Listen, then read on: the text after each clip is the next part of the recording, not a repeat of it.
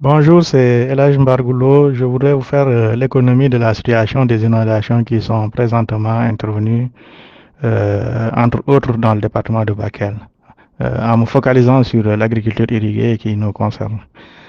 Il faut d'ores et déjà souligner que c'est la troisième série d'inondations parce que dès le 21 août 2024, on avait atteint la cote d'alerte de 10 mètres à Bakel. Dès le 21 août 2024. Et en ce moment-là, après le retrait des eaux, on avait identifié pas moins de 157 hectares en irrigué qui avaient été inondés et donc sinistrés.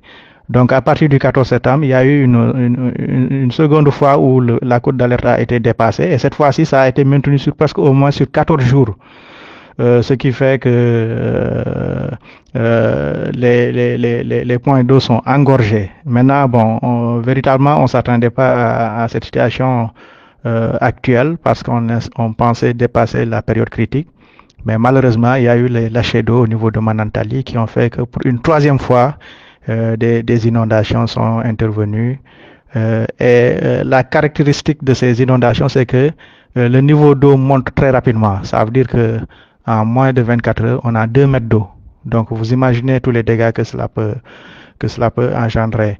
Aujourd'hui, au niveau de la délégation, en ce qui concerne l'agriculture irriguée, c'est-à-dire avec la SAED, on avait emblavé autour de 508 hectares, dont au moins 132 hectares de riz, il y a du maïs aussi, il y a du sorgho, il y a du gombo, du piment, et il y a beaucoup d'autres spéculations.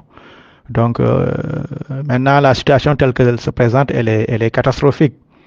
Parce que, on le dit souvent, même si le riz n'est pas une plante aquatique, quand même si elle supporte un certain niveau de lame d'eau, elle n'est pas pour autant une plante aquatique.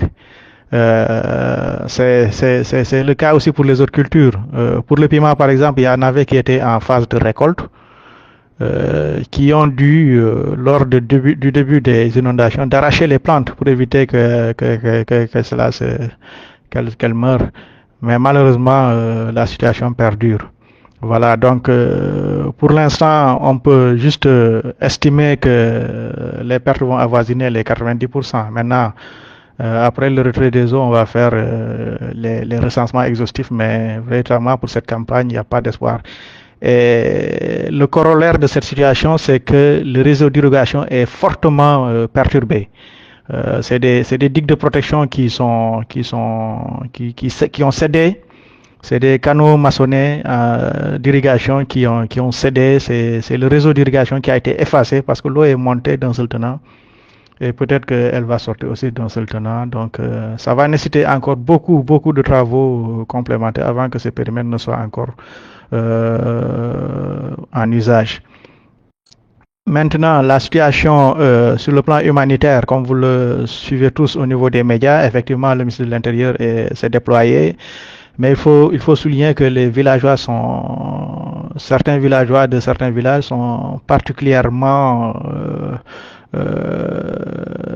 en tout cas, vivent des nuits difficiles. Aujourd'hui, l'électricité est coupée par mesure de prudence. Il n'y a pas le réseau.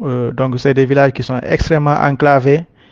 Il n'y a que des pirogues de fortune pour essayer de ravitailler un peu les populations qui se sont réfugiées au niveau des points hauts, des collines et autres. Donc voilà, donc c'est une situation humanitaire qui en tout cas n'est pas très reluisante. Et si on sait qu'on comptait beaucoup sur les campagnes à venir pour un peu se rattraper, alors que la base productive a été complètement endommagée. Lors de la première inondation, on avait émis un certain nombre de recommandations pour lesquelles elles sont toujours d'actualité. C'est de rendre plus disponible et efficace l'information météorologique ainsi que celle liée à la gestion de la crue par l'OMS. Je pense que si l'OMS avait suffisamment alerté sur les risques encourus, peut-être on pourrait prendre les devants et non seulement sécuriser le matériel d'irrigation qui flotte au niveau du fleuve, mais également sécuriser les périmètres et les cultures. Donc, une autre recommandation, c'était de réaliser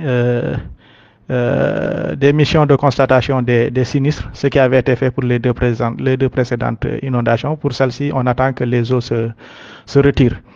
On avait aussi recommandé la déclaration, en tout cas, de l'état de sinistre et l'organisation des secours, qui pourrait consister à la diligence d'un fonds de calamité naturelle sous forme de cash transfert, la distribution de vivres de soudure, de denrées de première nécessité, d'équipements de protection individuelle et collective, de semences de variétés à cycle court, parce qu'on espérait pouvoir faire quelque chose pour le reste de l'hivernage, tel que le maïs, le niébé, le pastèque.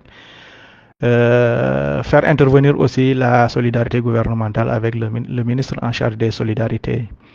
On avait aussi émis la proposition de renforcer le quota et la subvention des intrants pour les cultures maraîchères et de décrue.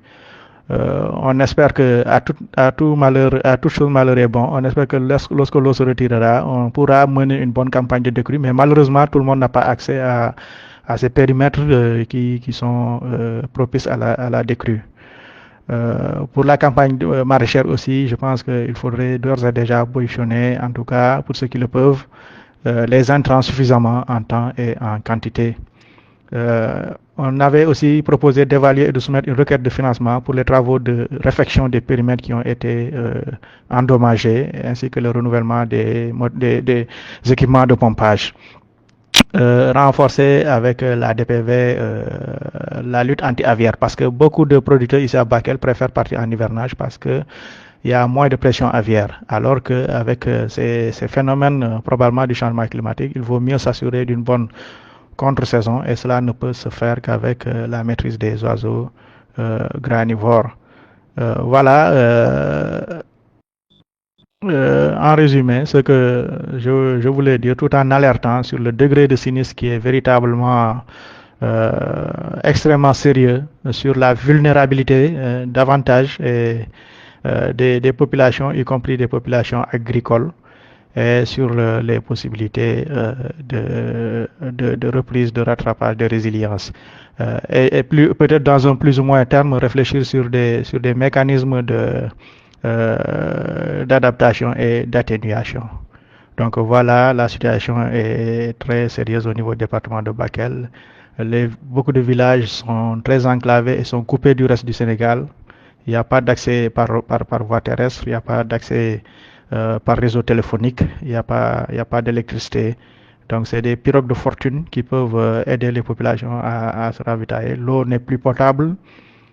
Donc voilà la situation qui prévaut actuellement au niveau du département de Bakel du point de vue de l'agriculture irriguée. Merci.